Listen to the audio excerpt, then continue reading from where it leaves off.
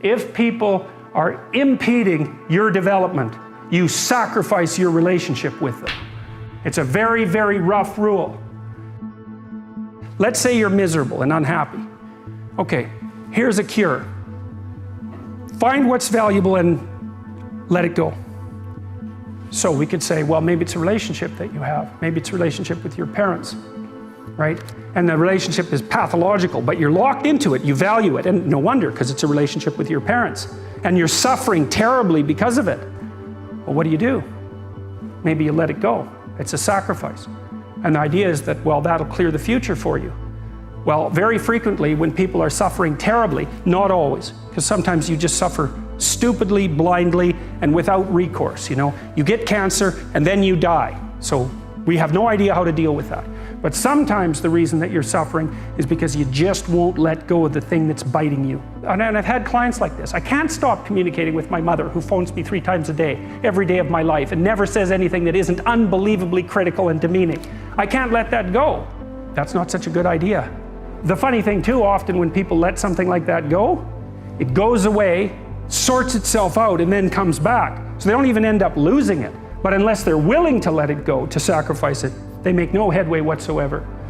And I'm not saying I'm a great man, but I'm telling you this here though, I ain't what I was. You might not think all that much of me, but you would if you knew what I was though.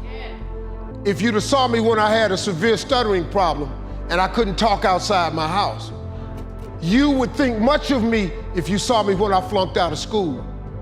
I'm on my 3rd marriage. You would think a whole lot more of me if you knew me when I was living in that car for 3 years. Cause see, what he turned me into was something I never saw that I didn't think I'd ever be this. People come to me from everywhere. I meet with kings and queens. I was in Botswana with the president and the first lady of Botswana. Then I met the crown prince of Abu Dhabi. He came out of his chair at the race to come meet me. You know why he came to meet me? Just simply because of my gift. I make people laugh. It put me in the presence of great men. That's what my gift has done for me. That's what your gift will do for you. That scripture is talking about you. Look, man, identify that God-given gift and get to pursuing it. Maybe you here because you need to hear this here. Maybe you here because you need to dust off your dreams. Maybe you need to explore your imagination. Maybe you just need to identify your gift so you can quit tripping in your own life, trying to figure out what you can do. There was this statement, I think it was Pascal, he said, you know, all of man's problems arise because he cannot sit by himself in a room for 30 minutes alone. And it's very true. I always needed to be stimulated. And when the iPhone came along, boredom was dead. I would never be bored again. Even if I'm standing in line, I'm on my iPhone, and I thought it was great. And when I was a kid, I used to try and overclock my brain, be like, how many thoughts can I think at once? The answer is only one, but I would try to think multiple thoughts at once. And I was proud of that. I was proud that my brain was always running, this engine was always moving. And it's a disease. It's actually the road to misery. And now that I'm older, I realize you actually want to, again, rest your mind. You want to learn how to settle into your mind. And now I look forward to solitary confinement. You leave me alone for a day, it'll be like the happiest day I've had in a while. And that is a superpower that I think everybody can attain. The superpower of learning to be alone and enjoying it. Yeah. As much as you want people to agree and you want the people around you to be supporting your dreams and all, it's not going to be like that all the time. You got to do it alone. And people will help you, and when you get the ball rolling, people will jump on. But if you don't believe, nobody else is going to believe. People come along because your belief is so insane, that your belief is so strong, that makes people be like, yo, this crazy. Yeah. Following your dreams is a lonely, solitary, scary, dangerous pursuit. You can't wait for somebody to think you can do it. Because they don't think you can do nothing they can't do. It's a lonely, scary, dangerous pursuit, and you got to be willing to risk everything to become that seed of what you believe is in there. You got to be fearless. You got to be relentless. You have lots of reasons to be. God, there's reasons to be resentful about your existence. Everyone you know is going to die. You know, you too. And there's going to be a fair bit of pain along the way, and lots of it's going to be unfair. It's like, yeah, no wonder you're resentful. It's like act it out and see what happens. You make everything you're complaining about infinitely worse. There's this idea that hell is a bottomless pit, and that's because no matter how bad it is, some stupid son of a bitch like you could figure out a way to make it a lot worse. So you think, well, what do you do about that? Well, you accept it. That's what life is like. It's suffering. That's what the religious people have always said. Life is suffering. Yes. Well, who wants to admit that? Well, just think about it. Well, so what do you do in the face of that suffering? Try to reduce it. Start with yourself. What good are you? Get yourself together for Christ's sake so that when your father dies, you're not whining away in a corner and you can help plan the funeral and you can stand up solidly so that people can rely on you. That's better. Don't be a damn victim. Of course you're a victim. Put yourself together.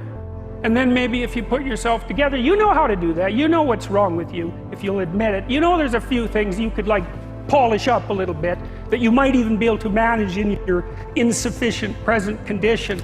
And so you might shine yourself up a little bit and then your eyes will be a little more open, and then you can shine yourself up a little bit more, and then maybe you could bring your family together instead of having them be the hateful, spiteful, neurotic, infighting batch that you're like doomed to spend Christmas with. So then you fix yourself up a little bit, kind of humbly, because, you know, God, you're a fixer-upper if there ever was one.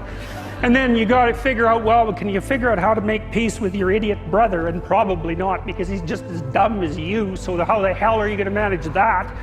And so then maybe you get somewhere that way and your family's sort of functioning, and you find out, well, that kind of relieved a little bit of suffering, although it reduced the opportunities for spiteful revenge, and that's kind of a pain in the neck.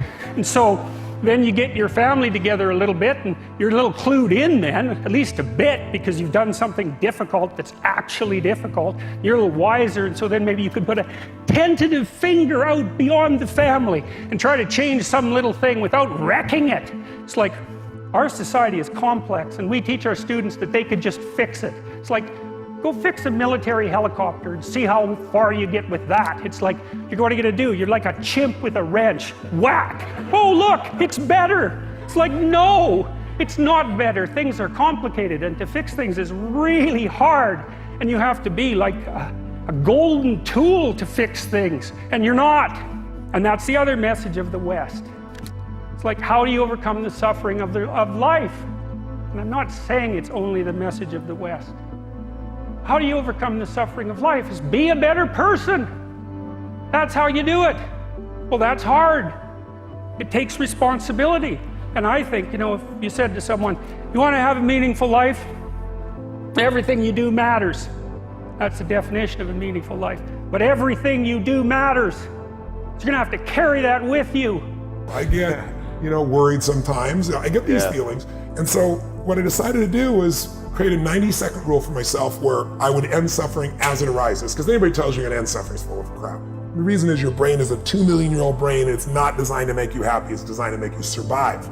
But there's no saber-toothed tiger for you to react to anymore, so now we worry about what are people thinking of us, do I have enough money? Over the last 2 years, what I've done is play this little 90-second rule, and if I feel tension in me, I go, okay, that's suffering. Where's it come from? What am I stressed about? What am I concerned about? And what I immediately do is I realize the stressful thought, what I really do now is I dig in and I notice that the only time you have stress or suffer is when you believe a stressful thought.